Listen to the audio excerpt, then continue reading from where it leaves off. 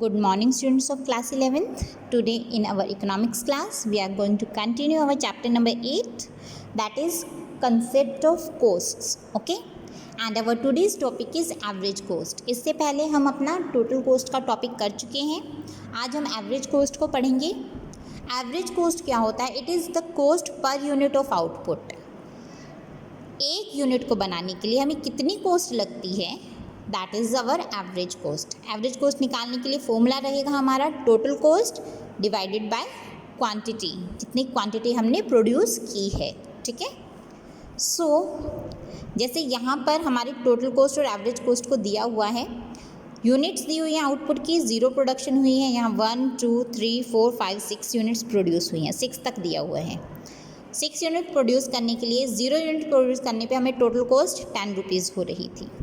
एक यूनिट को प्रोड्यूस करने से 20 हुई, 2 यूनिट प्रोड्यूस करने से 28, 3 यूनिट को प्रोड्यूस करने से 34, 4 यूनिट प्रोड्यूस करने से 38, 5 यूनिट प्रोड्यूस करने से 42 और 6 यूनिट प्रोड्यूस करने से 48 हमारी कॉस्ट पड़ी है.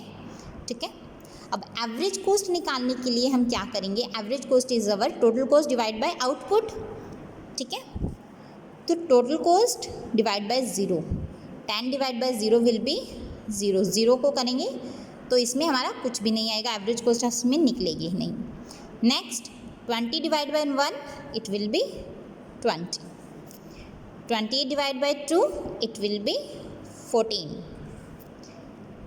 34 divide by 3 it will B 11.3. 38 divide by 4 9.5, 42 divide by 5 8.4 and 48 divide by 6 8.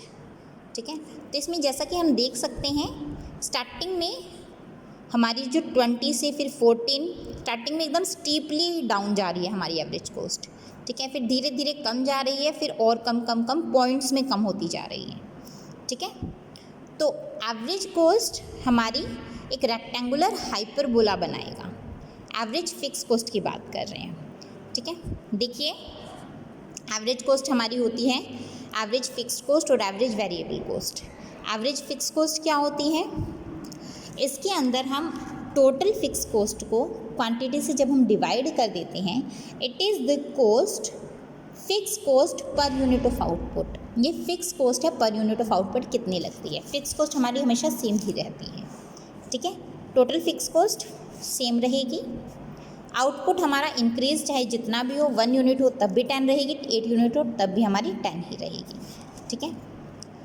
Average fix cost, total fix cost को हम आउटपुट से डिवाइड कर देंगे. ऑलराइट. 10 5 3.3 2.5 इस तरीके से हमारी निकलेगी.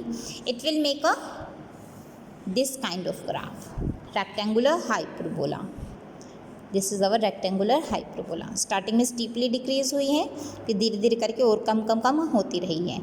ध्यान रखिएगा, जो ये AFC है, एवरेज फिक्स कॉस्ट की जो लाइन है, कभी भी एक्स एक्सिस को टच नहीं करेगी. वो नियरर टू नियरर चलती रहेगी, बट एक्स एक्सिस को कभी टच नहीं करेगी. Alright. Next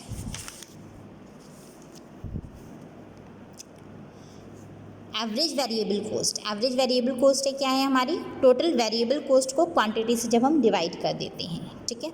total variable cost हमारी according to the quantity increase होती रहती है. जैसे 1 यूनिट पे 10 थी, 2 यूनिट पे 18, 3 यूनिट पे 24, 4 यूनिट पे 28, 5 यूनिट पे 32, 6 यूनिट पे 38, 7 यूनिट पे 46 और 8 यूनिट पे 62.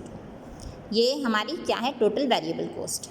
जब हम एवरेज वेरिएबल कॉस्ट निकालेंगे तो टोटल वेरिएबल कॉस्ट को आउटपुट से डिवाइड कर देंगे. 10 divide by 1 10, 18 divide by 2 9, 24 divide by 3 8, 28 divide by 4 7, 32 divide by 5 6.4, 38 divide by 6 6.3, 46 divide by 7 6.6 and 62 divide by 8 7.7. देखिए, इसके अंदर हमारी स्टार्टिंग में डिक्रीज़ हो रही है एवरेज वेरिएबल कॉस्ट, उसके बाद कम डिक्रीज़ होने लगी है, फिर और कम, फिर धीरे धीरे बढ़ने लगी है. तो इससे हमें क्या पता चलता है? एक लेवल पे आने के बाद हमारी जो एवरेज वेरिएबल कॉस्ट है वो बढ़ने लगती है. स्टार्टिंग में डाउन जाएंगी, फिर एकदम से स्टीपली ऊपर की तरफ जाएंगी.